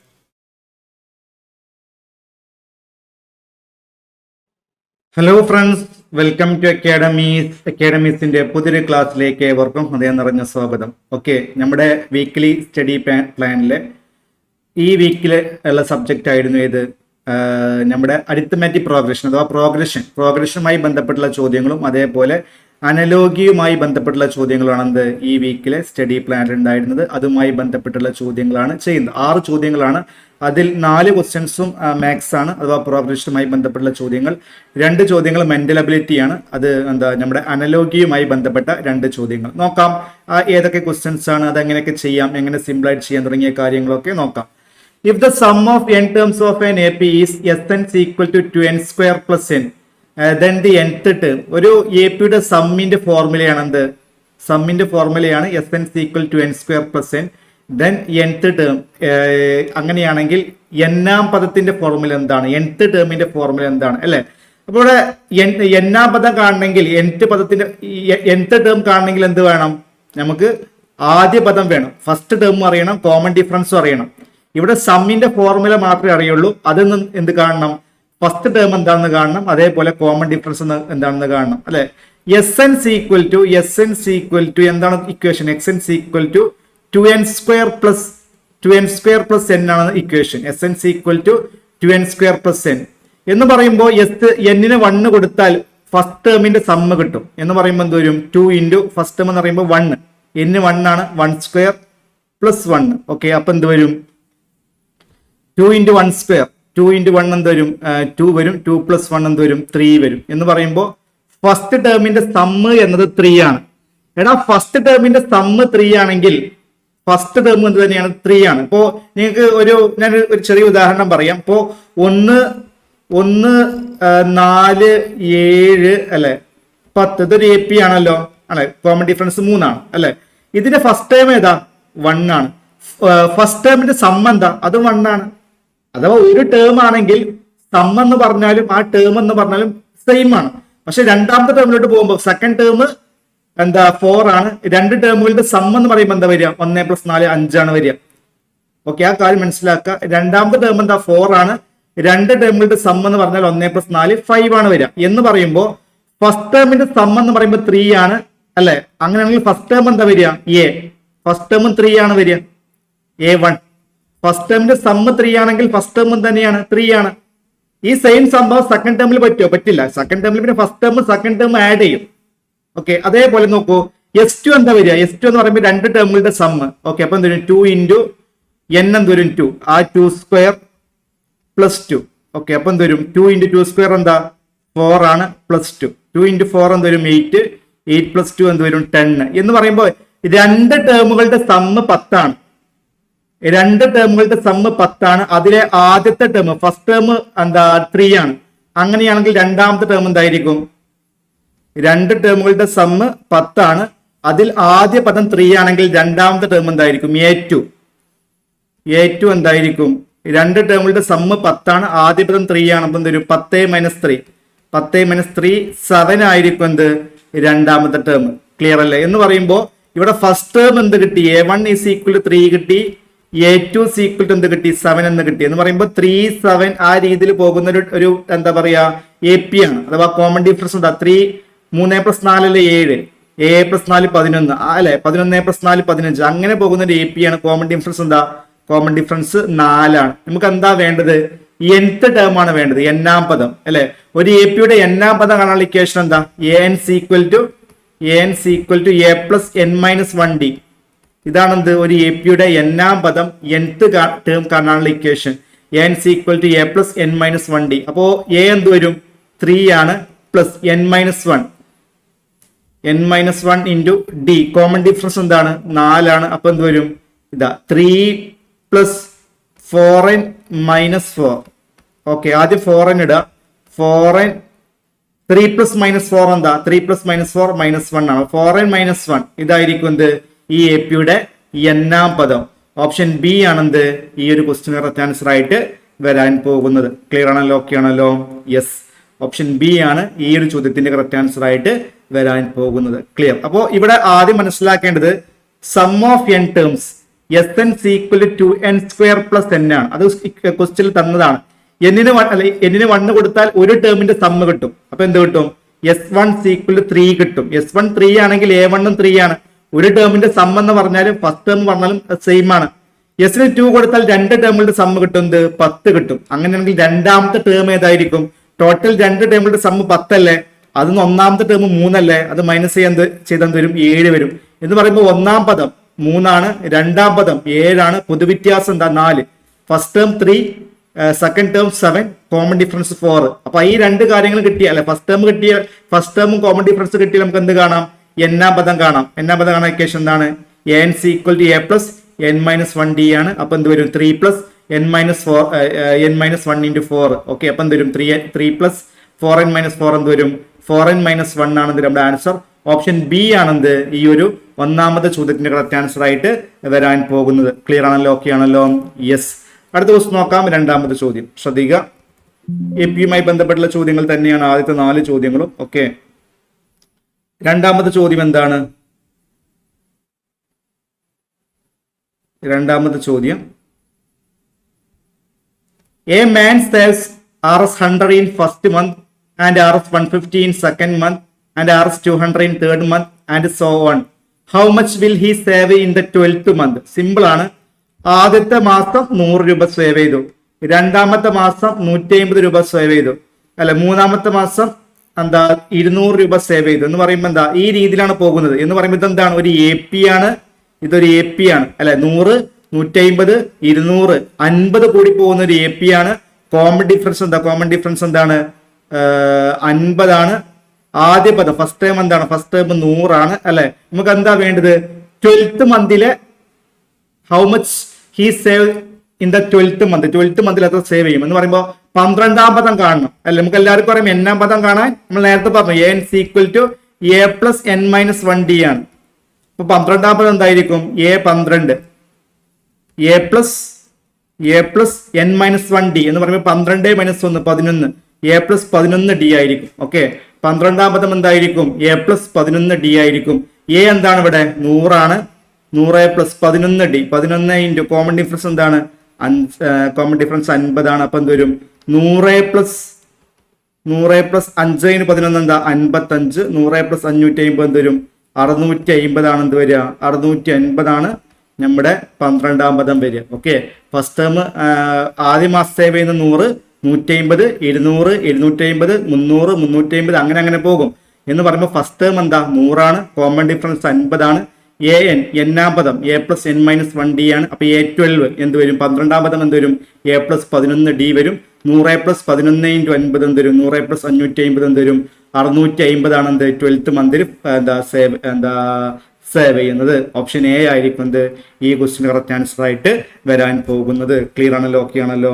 യെസ്, ഓപ്ഷൻ എ ആണ് ഈ ഒരു ചോദ്യത്തിന്റെ കറക്റ്റ് ആൻസർ ആയിട്ട് വരാൻ പോകുന്നത്. ഓക്കെ, അടുത്ത ക്വസ്റ്റ്യൻ നോക്കാം. മൂന്നാമത്തെ ചോദ്യം ശ്രദ്ധിക്കുക. The sum of first 20 terms of A P 2, 7, 12 etcetera അല്ലെ. 2, 7, 12 എക്സെട്ര അങ്ങനെ പോകുന്ന ഒരു എ പിയുടെ ആദ്യത്തെ 20 പദങ്ങളുടെ സമ്മ് കാണാം അല്ലെ. 20 പദങ്ങളുടെ സമ്മ് കാണാം അല്ലെ. സം ഓഫ് n ടേംസ് കാണാനുള്ള ഇക്വേഷൻ, രണ്ട് ഇക്വേഷൻസ് ഉണ്ട്. ഇവിടെ വേണ്ട ഇക്വേഷൻ ഏതാണ്? ഇവിടെ വേണ്ട ഇക്വേഷൻ ഇതാണ് അല്ലെ. Sn = n/2 × N by two into 2a plus N minus 1d. ഇതാണെന്ത് sum of N terms of A P കാണാനുള്ള ഒരു equation. S N C equal to N by two into അത് എ ആണ് കേട്ടോ. S N C equal to N by two into 2a plus N minus 1d അല്ലേ. S N C equal to N by two into 2a plus N minus 1d. Okay, ഇതാണ് sum of N terms കാണാനുള്ള equation. ഇനി വേറെ equation കൂടി ഉണ്ട്. S N C equal to N by two into first term plus last term a plus a. ഇതും sum of N terms കാണാനുള്ള equation ആണ്. First ടേമും ലാസ്റ്റ് ടേം അറിയെങ്കിൽ ഈ ഇക്വേഷൻ യൂസ് ചെയ്താൽ മതി. അല്ലെങ്കിൽ S N C equal to N by two into 2a plus N minus 1d ആണ്. അപ്പോൾ നോക്കാം, നമുക്ക് ഇവിടെ ആദ്യത്തെ 20 പദങ്ങളുടെ സമ്മാണ്. അപ്പോൾ S20 ആണ് വേണ്ടത്. ആദ്യത്തെ 20 പദങ്ങൾ S20 equal n by two 20 by two into 2a plus 2 into a എന്താണ്, ഫസ്റ്റ് ടേം എന്താണ് 2 ആണ്. 2a plus N minus 1d. 20 minus 1 എന്താ 19. 19d എന്താ കോമൺ ഡിഫറൻസ് എന്താ 2 7 അല്ലെ 12 അല്ല അങ്ങനെ പോവാണ്. കോമൺ ഡിഫറൻസ് തരും 2 പ്ലസ് 5 7 7 പ്ലസ് 5 12 അല്ല അങ്ങനെ പോവാണ്. കോമൺ ഡിഫറൻസ് എന്താ വരുന്നത് 5 ആണ്. 2 പ്ലസ് 5 7 7 പ്ലസ് 5 12 കോമൺ ഡിഫറൻസ് 5 ആണ്. അപ്പൊ 19d 19 ഇൻറ്റു 5. ഓക്കെ, അപ്പൊ എന്ത് വരും 20 by 2 10 into 2 into 2 4 19 into 5 95. Okay, 10 into 99 4 plus 95 എന്താ 99 എന്ത് വരും 990. ഇതായിരിക്കും ആൻസർ. ഓപ്ഷൻ ഡി ആണെന്ത് ഈ ക്വസ്റ്റിന് കറക്റ്റ് ആൻസർ ആയിട്ട് വരാൻ പോകുന്നത്. ക്ലിയർ അല്ലേ? S N C equal to N by two into 2a plus N minus 1d. എസെൻസ് എന്താ S20 equal 20 by two into 2 into 2 plus 19d 19 into 5. Okay, അപ്പോൾ എന്ത് വരും 10 ഇൻറ്റു 4 പ്ലസ് 95 വരും 10 ഇൻറ്റു 99 വരും 990 ആയിരിക്കും ആൻസർ. ഓപ്ഷൻ ഡി ആണെന്ത് ഈ ഒരു ക്വസ്റ്റിന് കറക്റ്റ് ആൻസർ ആയിട്ട് വരാൻ പോകുന്നത്. ക്ലിയർ ആണല്ലോ? ഓക്കെ ആണല്ലോ? യെസ്.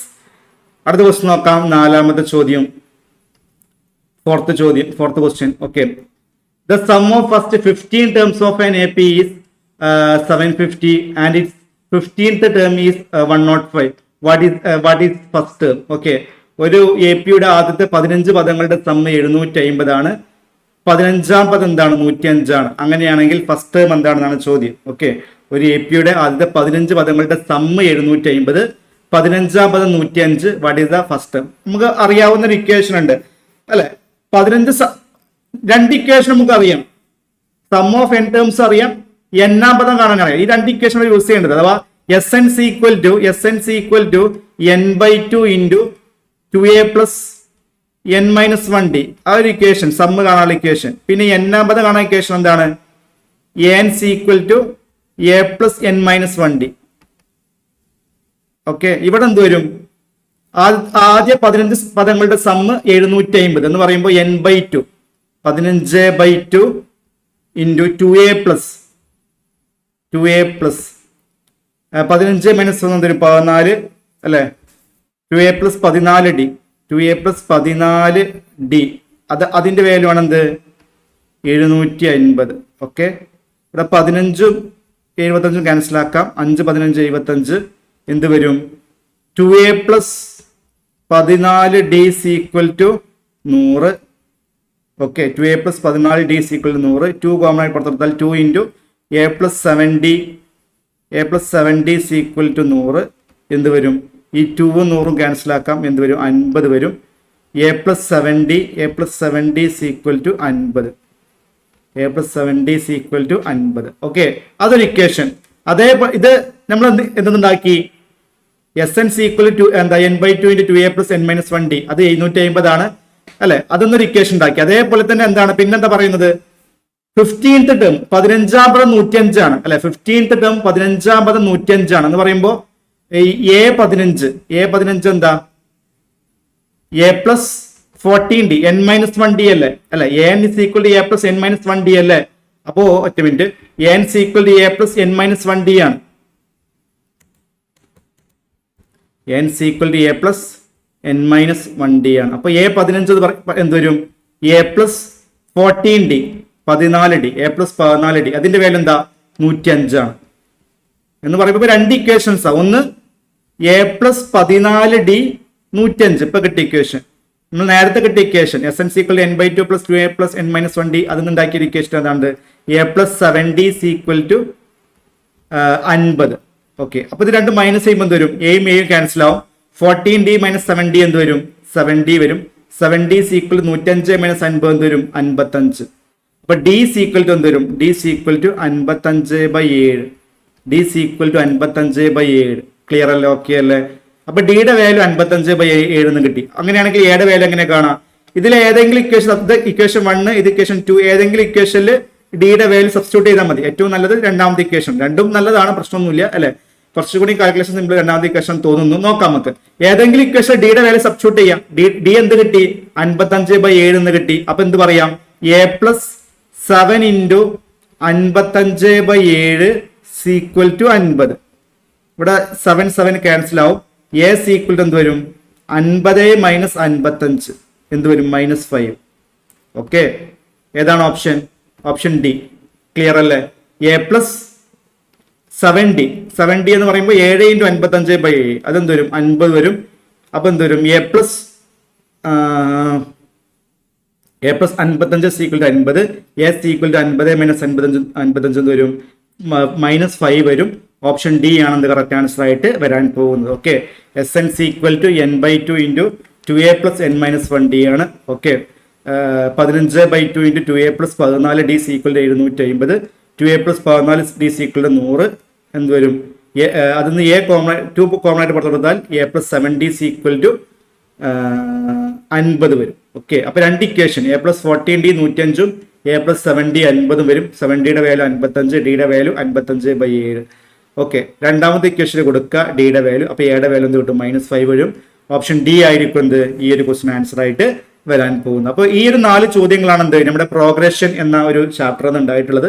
ഇനി ബാക്കി 2 ചോദ്യങ്ങൾ സിമ്പിൾ ആയിട്ടുള്ള നമ്മുടെ അനലോഗി, റീസണിംഗിൽ അനലോഗിയിലുള്ള വളരെ സിമ്പിൾ ആയിട്ടുള്ള 2 ചോദ്യങ്ങളാണ്. ഫസ്റ്റ് ചോദ്യം ഇതാണ്. 35 റിലേറ്റഡ് ടു 7, അങ്ങനെയാണെങ്കിൽ 125 ഏതുമായിട്ടാണ് റിലേഷൻ? വളരെ സിമ്പിൾ ആണ്. 35നെ 5 കൊണ്ട് ഡിവൈഡ് ചെയ്താലാണ് എന്ത് കിട്ടുക? 7 കിട്ടുക. അതേപോലെ 125നെ 5 കൊണ്ട് ഡിവൈഡ് ചെയ്യുന്നത് എന്ത് വരും? 2 5 10, 5 5 25, 25 വരും. ഓപ്ഷൻ ഡി ആണ് ആൻസർ അല്ലെ? 35നെ 5 കൊണ്ട് ഡിവൈഡ് ചെയ്താൽ എന്ത് കിട്ടും? 7 കിട്ടും. അതുപോലെ തന്നെ 125നെ 5 കൊണ്ട് ഡിവൈഡ് ചെയ്ത് എന്ത് കിട്ടും? 25 കിട്ടും. ഓപ്ഷൻ ഡി ആയിരിക്കും എന്ത് ഈ ഒരു ചോദ്യത്തിന്റെ കറക്റ്റ് ആൻസർ ആയിട്ട് വരാൻ പോകുന്നത്. ക്ലിയർ ആണല്ലോ? ഓക്കെ ആണല്ലോ? യെസ്. അടുത്ത ക്വസ്റ്റ്യൻ നോക്കാം. ഇത് കുറച്ചും കൂടി നല്ലൊരു ചോദ്യമാണ്. 5 റിലേറ്റഡ് ടു 35, അങ്ങനെയാണെങ്കിൽ താഴെ തന്നിരിക്കുന്ന ഓപ്ഷനിൽ ഏതാണ് കറക്റ്റ്? 5 35 റിലേഷൻ ഉണ്ട്. നമ്മൾ ആദ്യം ചിന്തിക്കുക 5 ഇൻറ്റു 7 അല്ലേ 35 അല്ലെ? ഇതാണ് നമ്മൾ ആദ്യം ചിന്തിക്കുക. പക്ഷെ അങ്ങനെ ചിന്തിക്കുമ്പോ 11 ഇൻറ്റു 7 55 ആണോ? അല്ല. 7 ഇൻറ്റു 7 49 വരേണ്ടത് അല്ലെ? അതുമല്ല. 3 ഇൻറ്റു 7 അല്ല, അത് പറ്റുന്നില്ല. അപ്പൊ 5 ഇൻറ്റു 7 35 ആ രീതിയിൽ നമുക്ക് ആലോചിച്ചിട്ട് കാര്യമില്ല. അപ്പൊ ഈ ചിലപ്പോ ഇങ്ങനെ ആലോചിക്കാം, 5 ഇൻറ്റു പിന്നെ 5ക്ക് 2 കൂട്ടുക ആ രീതിയിൽ. അപ്പൊ അങ്ങനെ വരും 11 ഇൻറ്റു 11ക്ക് 2 കൂട്ടിയാൽ 13. 11 ഇൻറ്റു 13 എന്താ വരിക? വലിയ സംഖ്യ വരും. അതേപോലെ 7 ഇൻറ്റു 9 അത് 63, അത് 77 അല്ല. 3 ഇൻറ്റു 3ക്ക് 2 കൂട്ടി 5, അതെന്താ 15, അതുമല്ല. 9 ഇൻറ്റു 9ക്ക് 2 കൂട്ടി 11, അതുമല്ല. പിന്നെ എന്താണ് ഇവിടെ ആ ഒരു റിലേഷൻ വരുന്നത് അല്ലെ?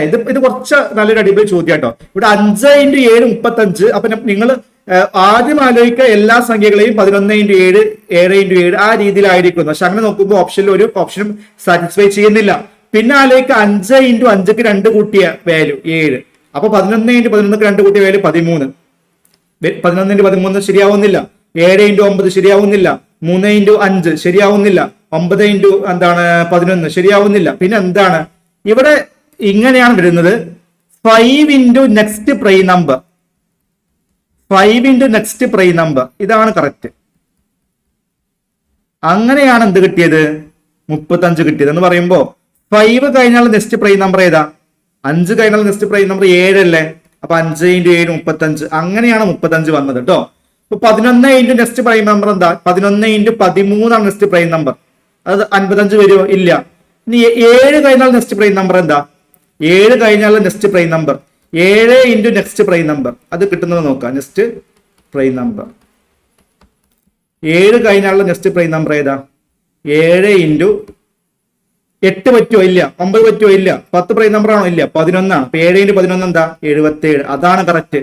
7 ഇൻറ്റു 11 77 ആണ്. ഓപ്ഷൻ ബി ആണ്. 3 ഇൻറ്റു നെക്സ്റ്റ് പ്രൈം നമ്പർ ഏതാ? 3 ഇൻറ്റു 5 പറ്റുമോ? പറ്റില്ല.